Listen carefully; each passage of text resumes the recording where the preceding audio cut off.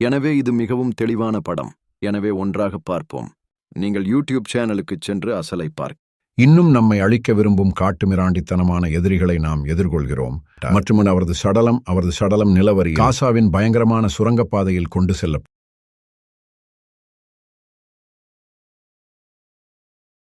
தாக்குதல்களில் நேற்று டெல் ஏவிவை இலக்காக கொண்ட ஒரு தாக்குதல் உட்பட இஸ்ரேலின் வீரர்கள் நம்ப முடியாத தைரியத்துடனும் வீர தியாகத்துடனும் பதிலளித்துள்ளனர். இந்த சட்டசபைக்கும் இந்த மண்டபத்திற்கு வெளியே உள்ள உலகிற்கும் எனக்கு மற்றொரு செய்தி உள்ளது. 7 முன் போரில் இஸ்ரேல் ஈரானுக்கு எதிராக தன்னை பாதுகாப்பு பாலத்தை உருவாக்குவதை இது காட்டுகிறது. இது 2 பில்லியன் மக்களின் மேம்பாட்டிற்கு சேவை செய்யும். இப்போது இந்த இரண்டாவது வரைபடத்தை பாருங்கள். இது ஒரு வரைபடம். இரண்டாவது வரைபடத்தை பாருங்கள். இது ஒரு சாபத்தின்